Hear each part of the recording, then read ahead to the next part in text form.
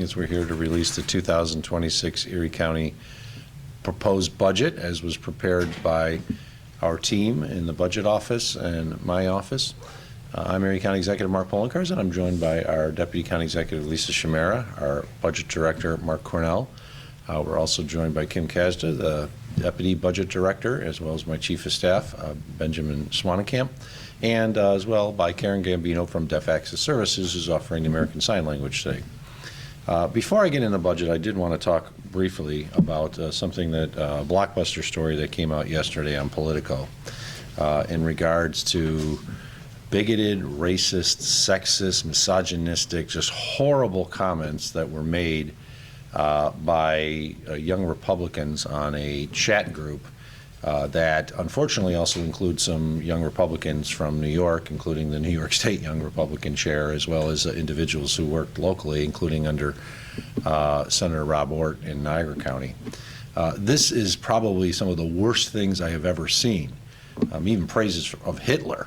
But I think it's important for people to understand that that cannot be tolerated in any civil society.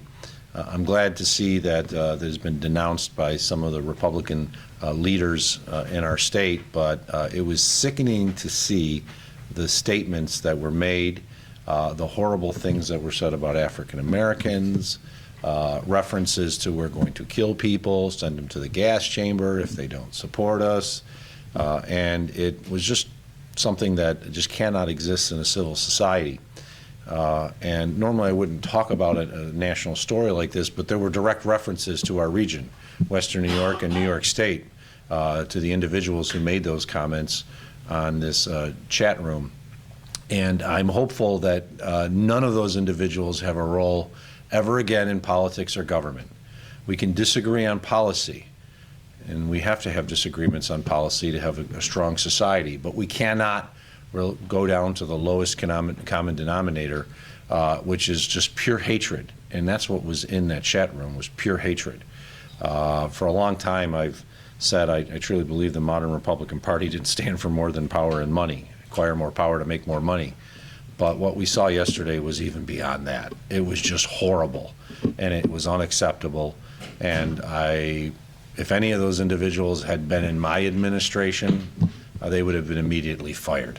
And I call upon all fellow elected officials, regardless of your political party and your political leanings, to denounce what was included in that story, because it is just terrible. We witnessed one of the worst racial mass shootings in our country in Buffalo, and the statements that were made about African Americans in that chat room were just terrible. And I can't believe here we are in 2025 and we have such horrible racist, bigoted statements being made by individuals in the political system and in the governmental system.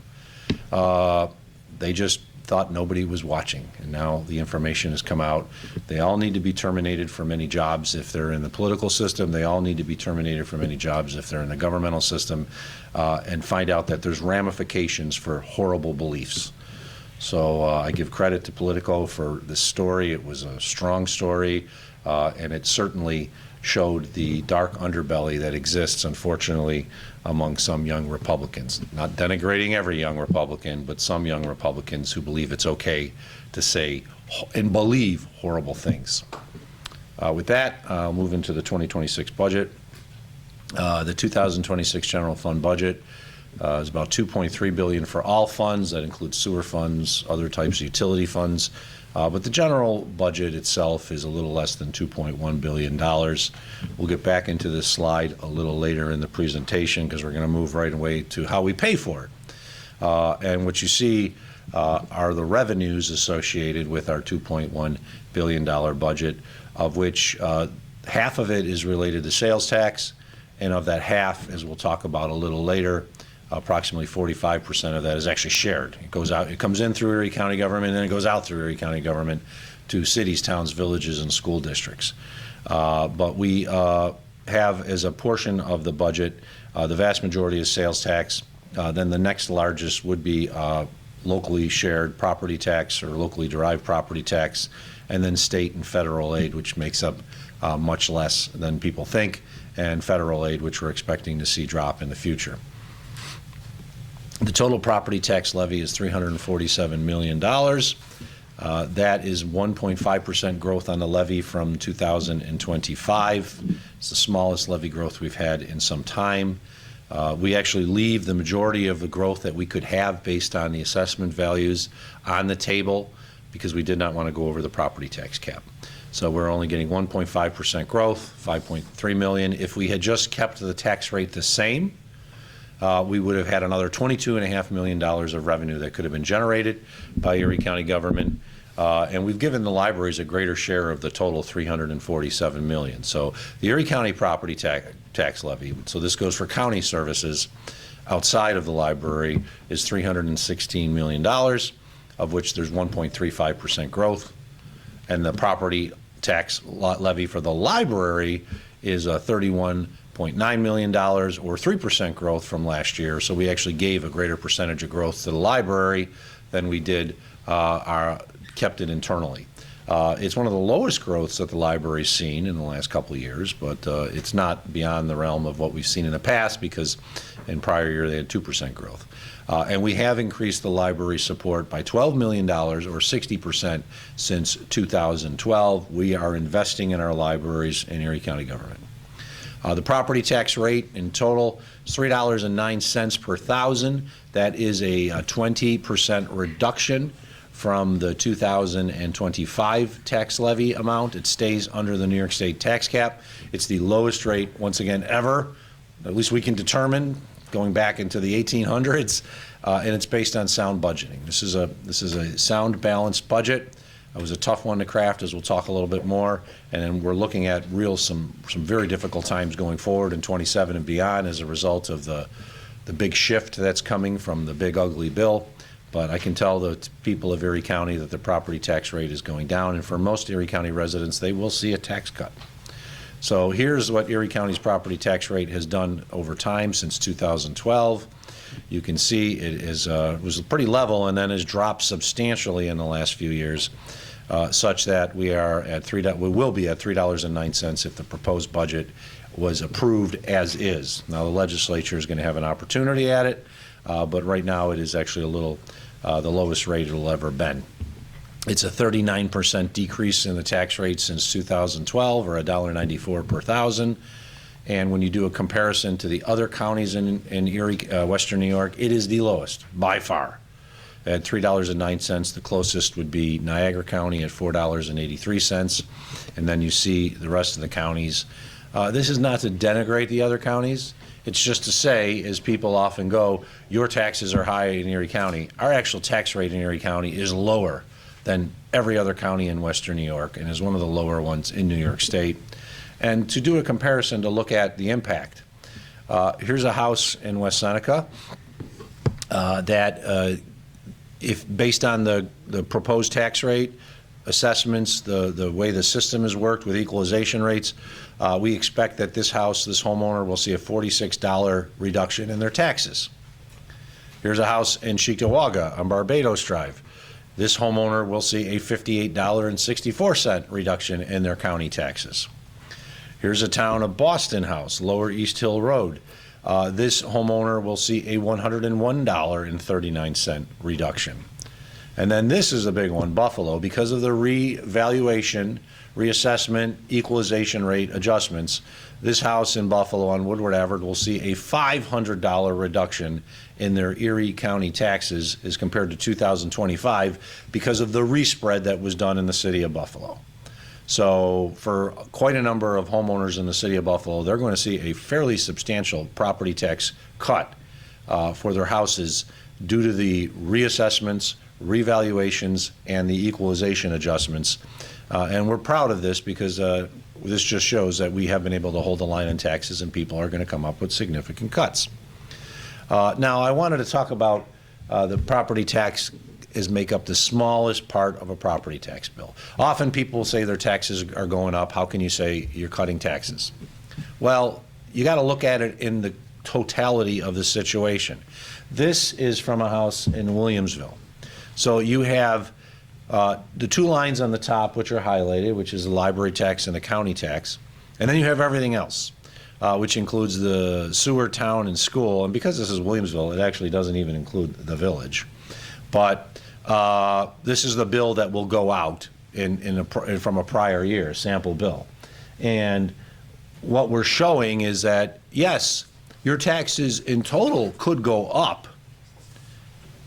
depending on what you're paying and combined with everything else that's included in your taxes, but your county tax could still be going down.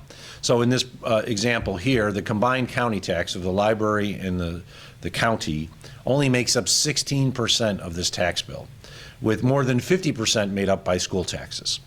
And then the town, and then there's sewer charges and other things that are added in.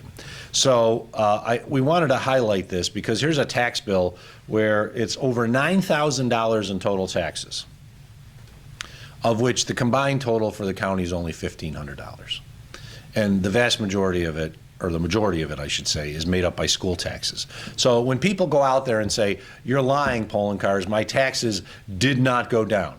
Well, I'm not lying about the county portion. Their county tax rate went down. Their county taxes could have gone down, but they still could have seen an increase in overall taxes because of everything else that's included, including school taxes, town taxes, other types of charges that exist, and then there's also village taxes, which come out at a different time of the year. So, of course, our budget is made up of sales tax revenue. At least 50% of our revenues are basically sales tax revenue. We've seen 4.3% growth year to date, with a modest growth projected for the rest of the year. We are projecting 1.5% growth over the 2025 year-end projection. So if we do that, we will have received next year $614 million budgeted, and then we're sharing $492 million among the cities, towns, villages, school districts, and NFTA. So when people talk about the 8.75% tax, the first 4% goes to New York State. So then we're left with 4.75% left over. Of that total, Erie County retains about 55% of it. The rest of it goes to our cities, towns, villages, school districts. And here's how it's broken down in 25. And here's how it's broken down and proposed and expected to be broken down in 26. Interestingly, people often talk about the city of Buffalo and the revenue issues it has. We're projecting the city will get $120 million of all the sales tax that are generated in Erie County next year, which is approximately 11%. And the school district will receive $63 million. The comparison, when you include all the cities, towns, and villages other than Buffalo, you have $142 million that's going to go to them and $120 million that's going to the city of Buffalo.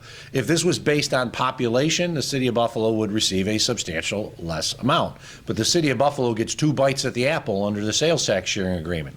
So they get actually more than what would be a population-based sharing of the sales tax. And I bring this up because there's always been talk about, well, we should change the sales tax sharing formula. The city already gets 2 bites at the apple, and it's already getting more sales tax than if we went to a population-based formula. So any change that went to a population-based formula would hurt the city of Buffalo. They'd actually receive less. So I think it's important for people to understand that, because we do generate a lot of sales tax in Erie County, but we're sharing 45% of it from the local share with all of these other entities. Every school district gets money from the sales tax, even those that just have a few students in Erie County, like Pioneer. Pioneer Central is really in another county, but it has a few students in Erie County, so we share some of the sales tax with Pioneer, just like we do with every other school district in Erie County. Other revenues, this is just a list of other revenues that we have. State aid, we're expecting a slight increase. Federal aid, a slight increase. Though that's going to change in 2027, and then other amounts that we generate, which are not substantial, truthfully. Our expenses, nearly half of it goes to Health and Human Services. The vast majority of what Erie County does is related to Health and Human Services. We're in the Rath building. I wouldn't say a majority, but the largest amount of floors dedicated in the Rath building is for Health and Human Services, like we have in a lot of other buildings. And then you see the kind of purplish, light purple, maybe blue, I guess, pie chart color on the top, which is economic and community development. That also includes the sales tax sharing with the other municipalities. So we're not spending over $500 million necessarily on community development, but it includes the sales tax sharing. The general fund expense summary, $2.1 billion. We are seeing an increase of 5.75% over 2025. The majority of that, 71%, is due to mandated expenses, including increased amounts for sales tax sharing. We're going to be paying more to ECMC on intergovernmental transfer payments. This is a big one, $14.5 million more above and beyond what we're already paid. An increase in the safety net program. This is a direct result of the big ugly bill. As they're making changes, less people are qualifying for federal programs, but under state law, they still might qualify for the safety net program. So we're seeing a $14 million increase on this. That 80% of it is paid for by Erie County, and then 20% is basically paid for by states and a minor amount from the feds.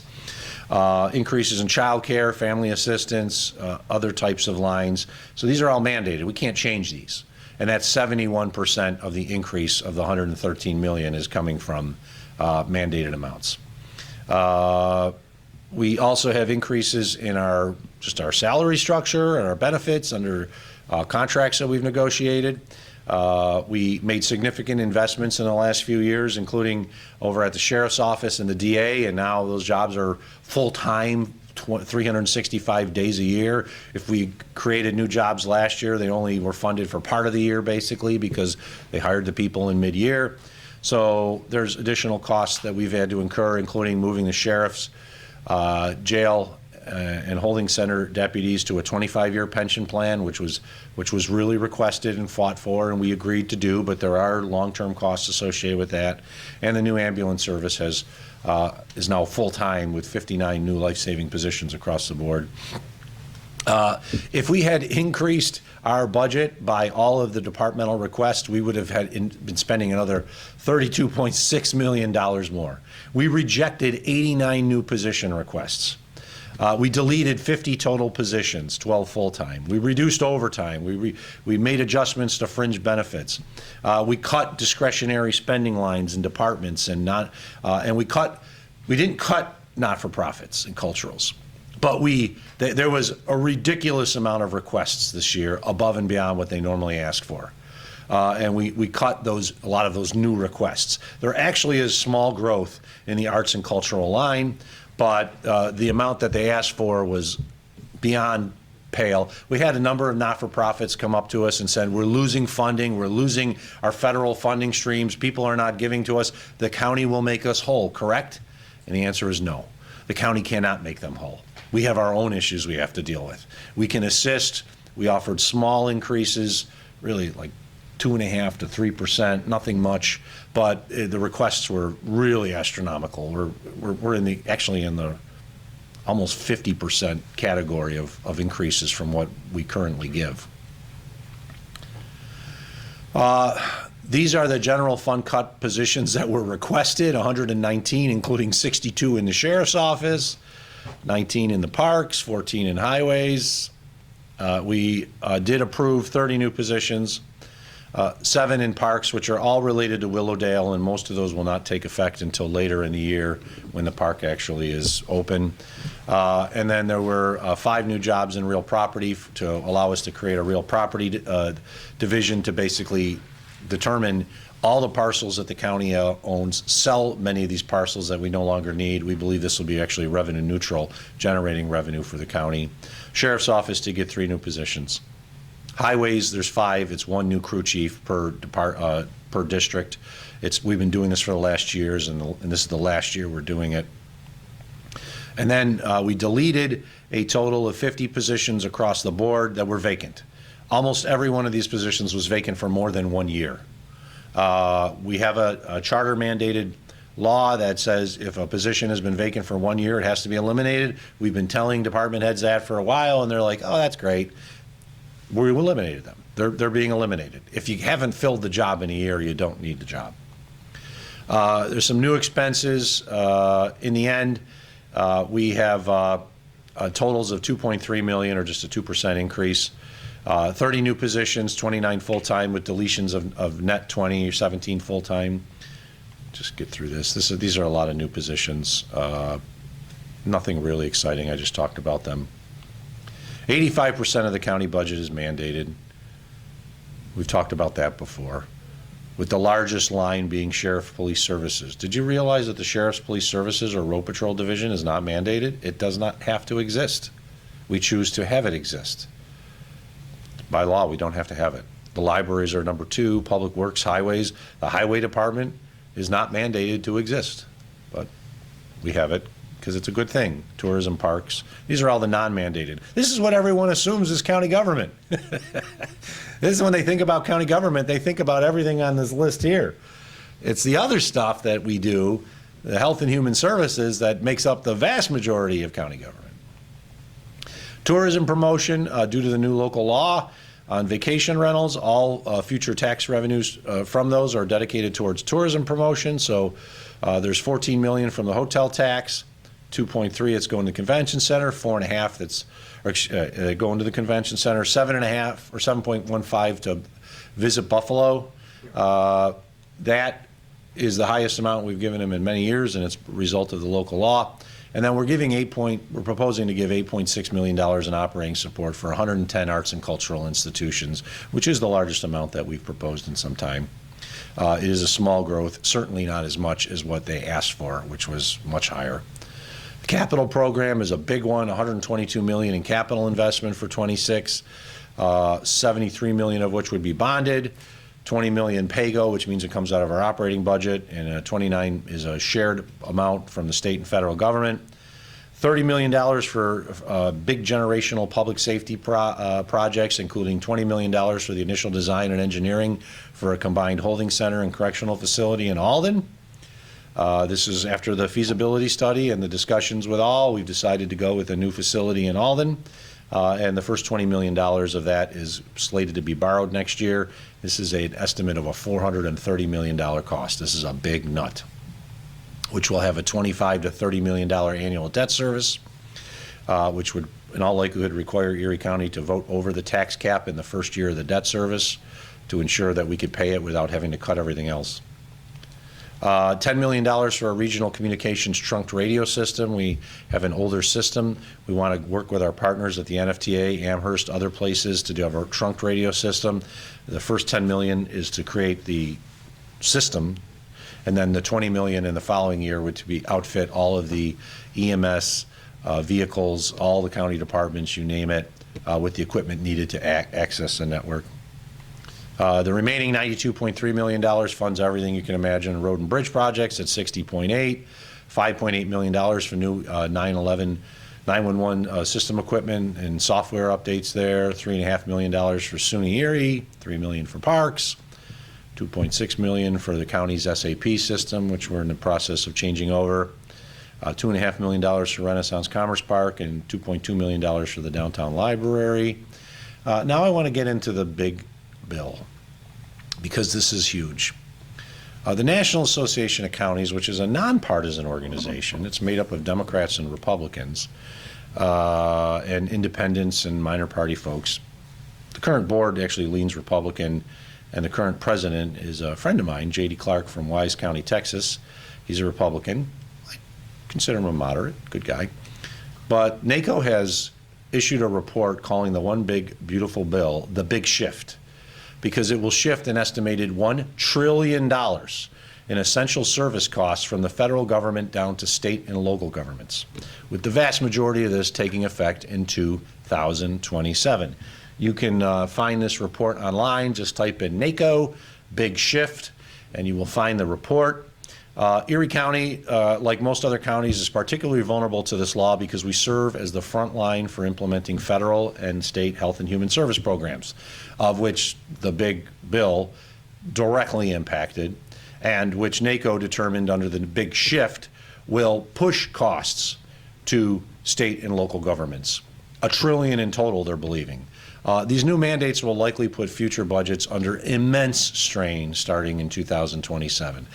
They looked at SNAP changes and the impact on SNAP and the reduction in the amount of administrative assistance we get from the federal government. At the same time, we're going to be required to do more work, which means we have to hire more people. So we're going to get a 25% cut to SNAP administrative reimbursement from the federal government, and we're going to have to increase the amount of people that we have because we're required to do more recertification of files. More individuals are going to be needed to review those files. Just to give you an idea, if someone is on SNAP, Supplemental Nutrition Assistance Program, they get certified. They basically get certified annually. Under the new law, if their income changes at all, we have to recertify them. So if somebody worked 40 hours a week, qualified for SNAP, and now they work overtime and they get 45 hours in that 1 week, we have to recertify it, even though it's only a 5-hour difference. It's that onerous. It's that extreme. And at the same time, we're going to be getting less money from the federal government to do the work. So we're going to have to pay out of our own pockets to perform more work than what's really necessary, and it's going to have a huge impact. That's SNAP. Medicaid and HEAP. Medicaid, of course, massive cuts. We're expecting that tens of millions of dollars of new costs are going to be passed on to Erie County government. We're very worried that we could see the phase out of the hard cap. Most of you have never heard of it, but or at least don't remember it. It's been a long time since the hard cap was talked about. But New York State implemented a cap on how much growth there could be on an annual basis with Medicaid for the counties. And they've been assuming the rest of the increase. Well, we're very worried the hard cap's going to disappear, which could have a huge impact on the county. It's saving us almost $200 million right now from what we would be paying otherwise. If the hard cap was eliminated, we'd be in trouble. HEAP, they cut $2 billion in funds from HEAP, and the entire low-income home energy assistance program in the federal government office was eliminated as a result of the big, beautiful bill. Now, we know how important HEAP is for our community. It is huge. It keeps people's houses heated during the winter. And if there's less money coming from the feds, we're going to have to put more money in locally. This is all going to be passed down to us locally, and we're very fearful about what this will be. We also included the maps for, as you see, for SNAP and Medicaid and HEAP, because this affects not just northeastern states, Democratic states. This affects states across the country, states that are controlled by Democrats, states that are controlled by Republicans. It's going to have a huge impact. That is why NACO issued a report that was exceptionally critical of the big bill, because it is going to really hurt local governments. Not really as much in 26. It takes effect in 27 and beyond. And that's why we are very concerned about the 4-year plan. We are required to put a 4-year plan together. We often see small gaps in the out years, but we have never seen gaps in the out years like we're seeing right now, which we're expecting potential gaps of $90 to $100 million in the out years. This is going to be impactful. This is going to hurt. This is going to have an impact locally. And there's only a few ways in which we can address that, unless it changes in Washington, which is, I think, one of the reasons why you have a shutdown now and a fight between Democrats and Republicans, because Democrats are trying to change these very onerous provisions in the bill. There's only a few things we can do. We can do significant cuts to people's mandates. We can reduce mandated services to the minimum legal levels, that has to come from New York State. We don't get to choose that. That has to come from New York State. Significant cuts to people's mandates, scaled back capital improvements, additional increases to taxes and fees, job cuts, either by attrition or actual layoffs, or an increase in the property tax rate above the New York State tax cap. I've already talked to some legislators about our current year budget, as we're 26, I should say, the proposal, but 27, to let them know. 26 budget is sort of setting the standard for what we're going to have to be dealing with. It gives us some time to try to address what are the very onerous provisions associated with the 27 budget. It's not good. This is not for this upcoming year, but the 4-year plan has some significant shortfalls that we have not seen in many, many years. And we're concerned. And so we're sort of ringing the bell now so people understand and the legislators understand they can't just go and say we're going to spend more money, we're going to spend more money, because it's going to get ugly in about 15 months when the 27 budget starts, unless there are changes in Washington. So this is our big concern.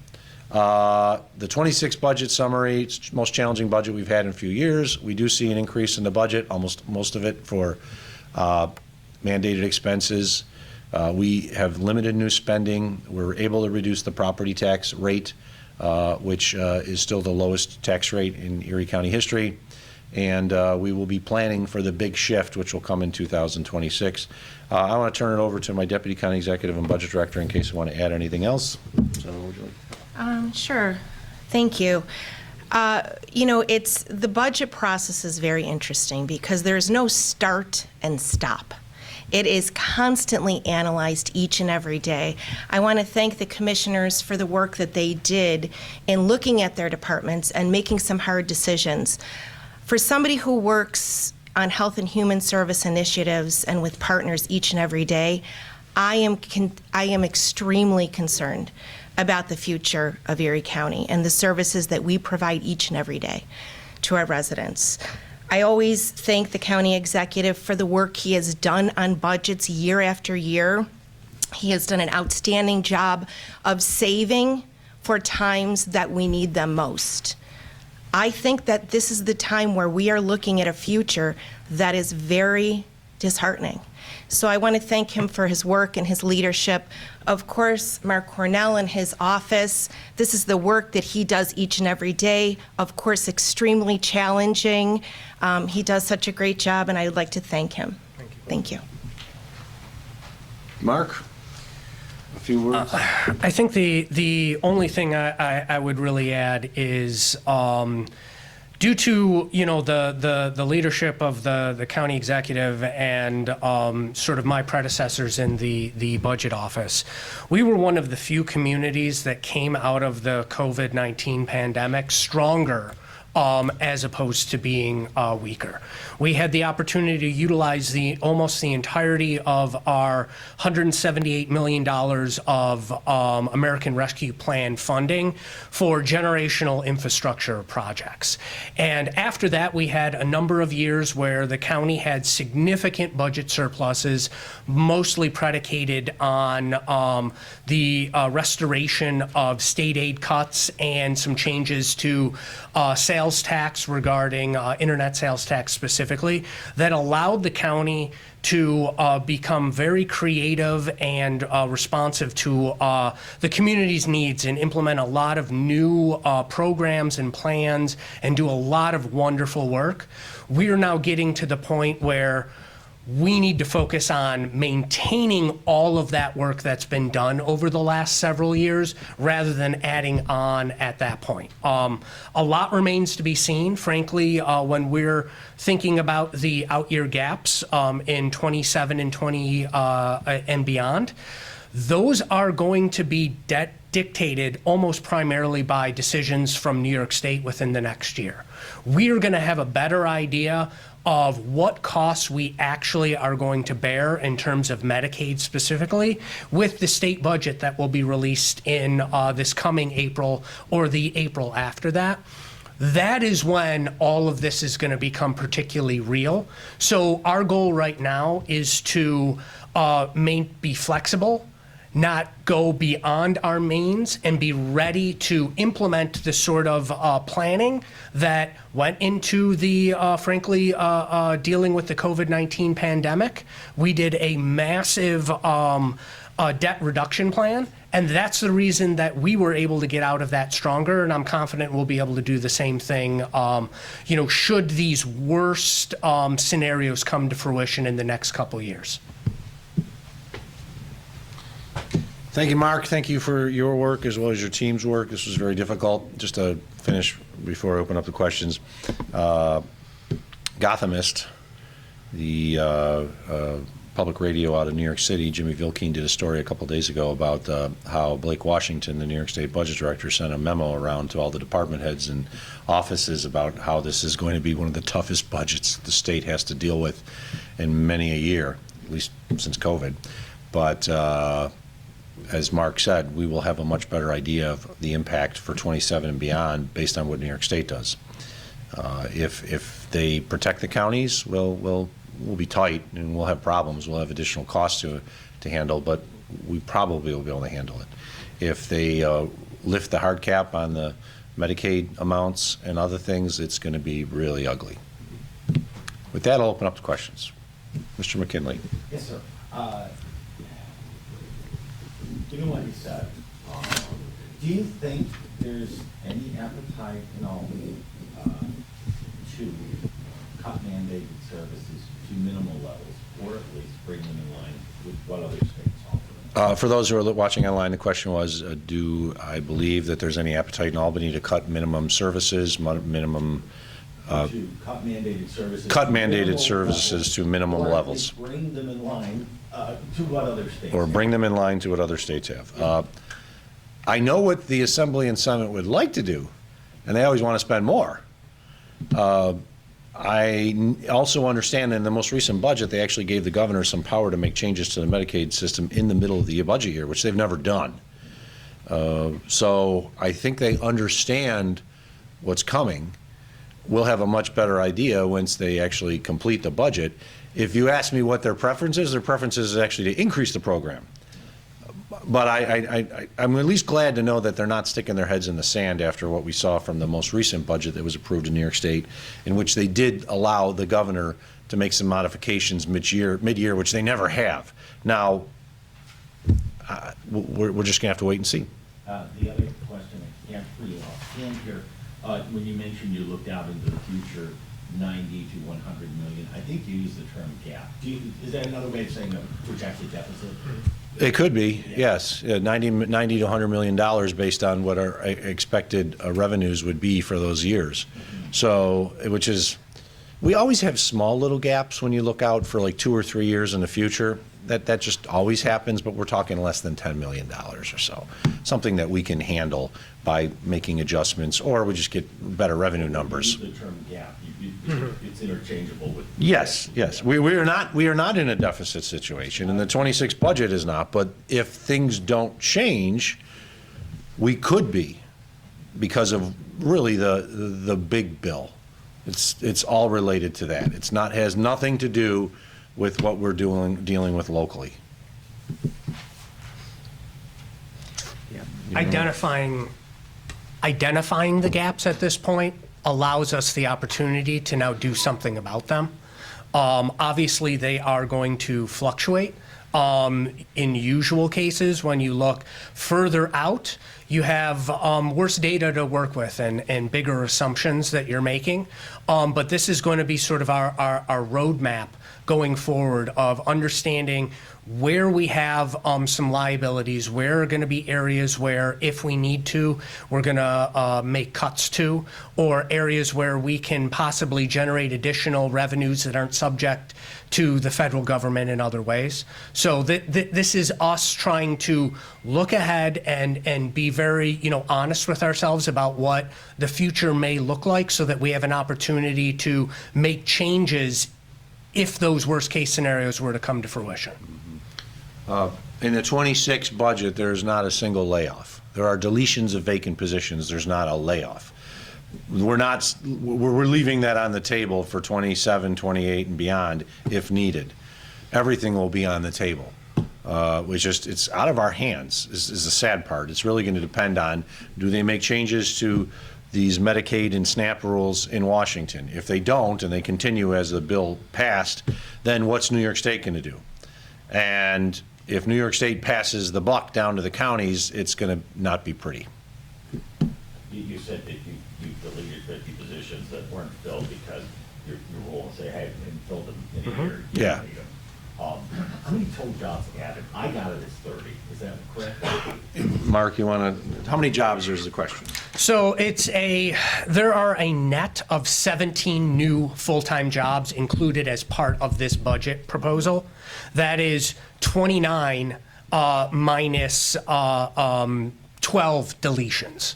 So those are the full-time positions. If we're looking across everything, that includes all of the other deletions of part-time, RPT, and seasonal, we're actually looking at a net reduction of 20 positions total, because the vast majority of those deletions that happen, that 50 that we just discussed, those are predominantly the part-time, seasonal, and RPT. Are there any other questions on topic? I will entertain some off-topic if there's any off-topic. If not, the budget will be online later today, so you can find it on the Erie County website in a PDF document. It is being distributed today to the legislature as well as other independently elected officials. And I just once again want to thank the budget team for their great work. This is a long process, a difficult process at times, especially when we had as many requests for new jobs and more spending, and we had to pare it down. But I want to thank them for their great work. And the budget team never really gets time off because they're still in the middle of their current budget year, so we have to manage that while also proposing a new budget and dealing with all the other stuff that we deal with in county government. Actually, just one. Is there a surplus for the county right now? Surplus? Yeah. Yeah, we are trending to a positive variance for the 2025 budget year, and we have a fund balance, a piggy bank, so to speak. How much is Our unassigned fund balance is $149 million, and that equals about 10% of the general fund expenses. Which is what they, rule of thumb, you should have 10% or more in the rainy day fund, right? Correct. The reason I ask is that's the first thing those guys across the street always want to dip into, right? Well- Say, you got this.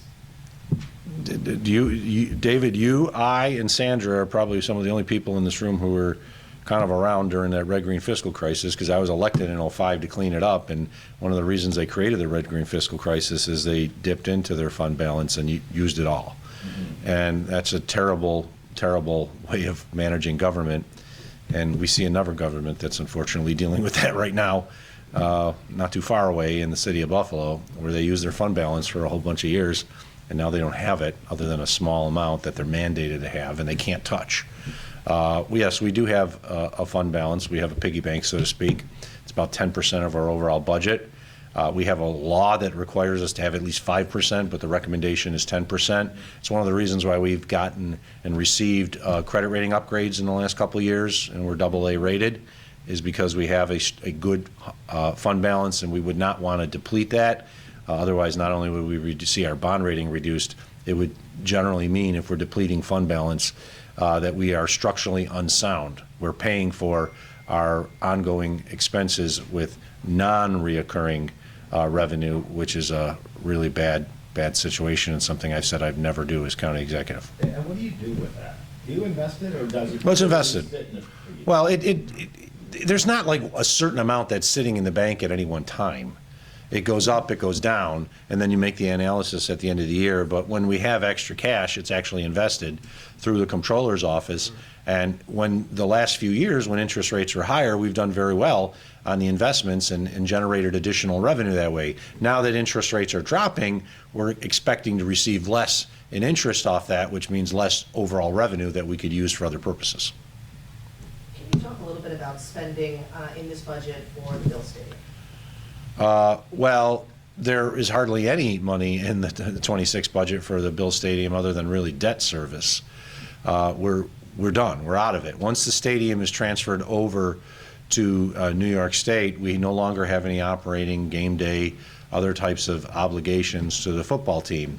That will happen in 26. So there's a small amount. I think it's $1 million. Yeah, It's a hair over $1 million. It's a two $520,000 payments. which is really going to go for just life-saving issues at the current facility, and then to just finalize some stuff with the new stadium. And that's it. We're done. We no longer have any obligation other than the debt service, and that's saving county taxpayers, truthfully, more than $100 million easily during the life of the borrowing. It's probably more than $200 million now that I think about it, over a 30-year lease. It was one of the key things that I wanted as part of the lease negotiations for the county to be out of the football business, because we are paying costs associated with operating. We're paying costs associated with infrastructure. We're paying a game day amount. And that's going down to zero. And that's a win for all of us. And we kept the team in town. That was good. All right, thanks everyone. Have a good day.